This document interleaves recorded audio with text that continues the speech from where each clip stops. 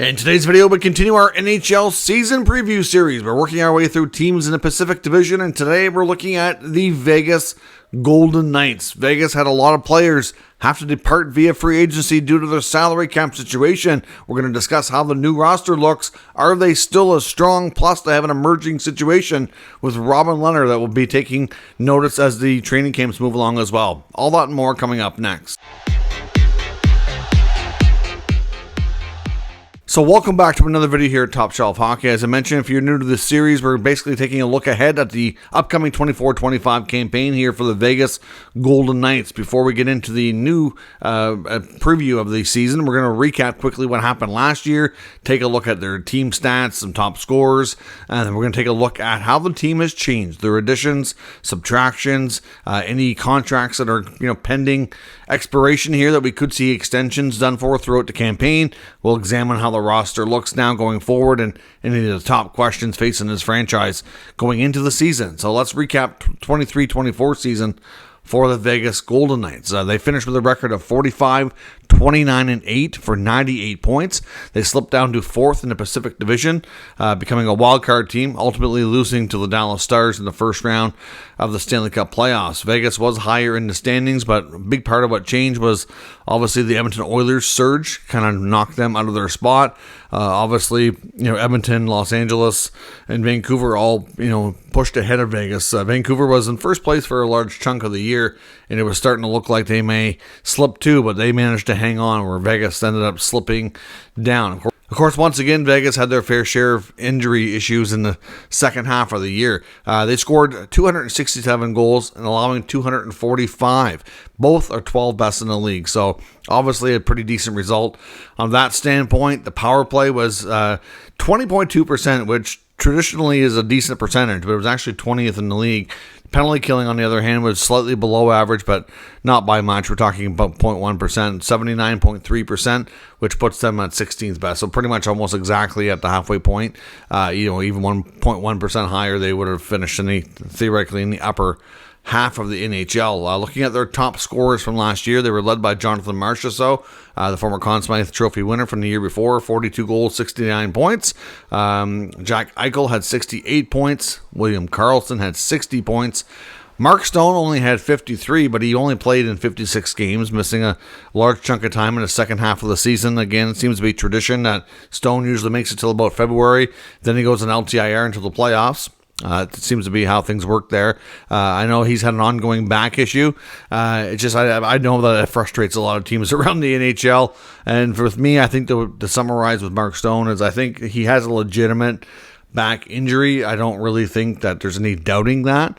And I think that it gets to a point in the year that he's only willing to play through so much pain and discomfort before he has to shut it down so that he can hopefully have a chance of playing in the playoffs. That's my take on it. So I don't really think there's any funny business going on, but it would be nice to see him get healthy and be able to play a full campaign, especially for what he gets paid.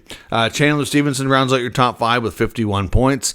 The Golden Knights have been in the NHL now for 7 seasons. They've been in the playoffs 6 out of 7 times. Won the 2023 Stanley Cup, and it said last year they lost in the first round to the Dallas Stars. They go into the season right now. Technically, they're over the cap by $3.5 million, but they do have an LTIR possibility with the contract of Robin Lehner. So in theory, they are cap compliant. You can be over the cap by 10% in the offseason anyway.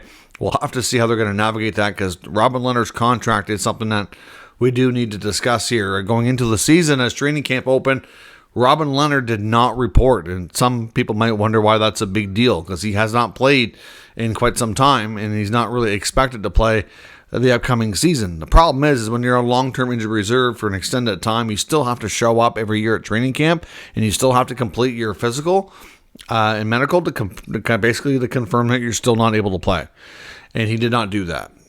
So Vegas right now, according to Kelly McCrimmon, the GM, they are exploring all of their options, including terminating the contract.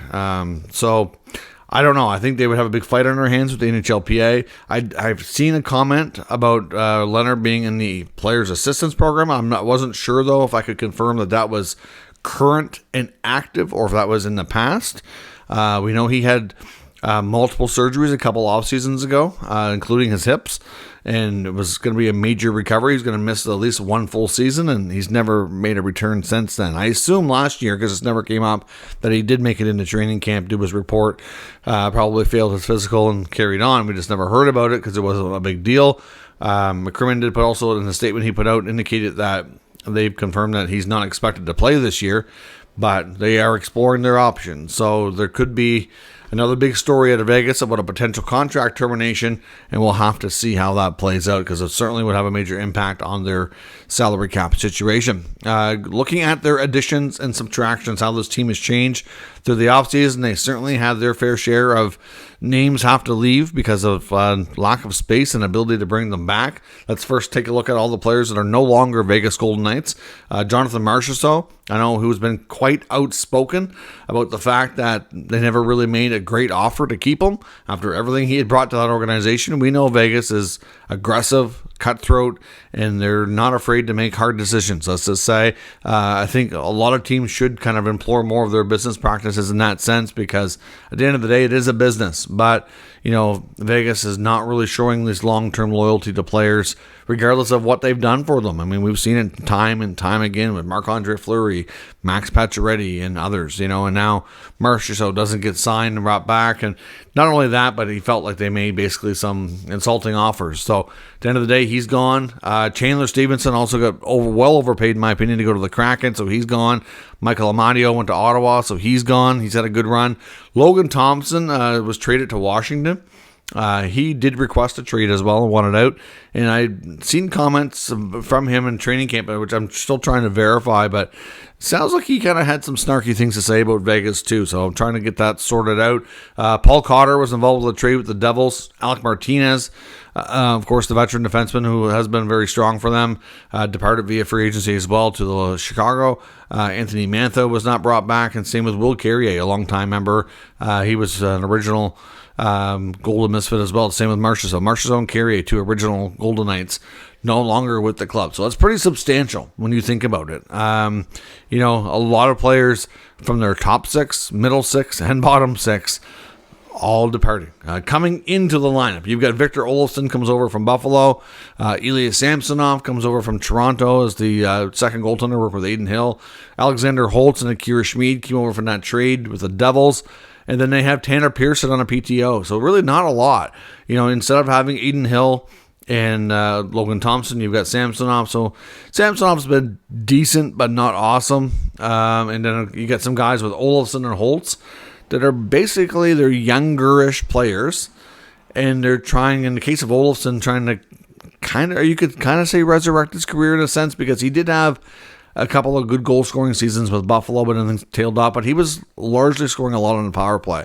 And in the case of Holtz, he was, high first-round pick, who was, many viewed, at the time of the draft at least, that he had potential to maybe be the best pure goal scorer in the draft. And that hasn't materialized. So, obviously, taking a chance on some young players on cheaper contracts to see if they can come in, because, in all honesty, everybody that seems to go to Vegas seems to have immediate success, which is crazy in that sense. As far as pending UFAs and RFAs, so these are guys that you could see contract extensions possibly for these players throughout the season. Goaltender Adin Hill and Ilya Samsonov, both on expiring contracts. Samsonov will not be eligible, where he just signed a one-year deal, until January, but Adin Hill is eligible anytime, so we'll see how that goes. Shea Theodore and Braden McNabb, both longtime defensemen, original Golden Knights as well.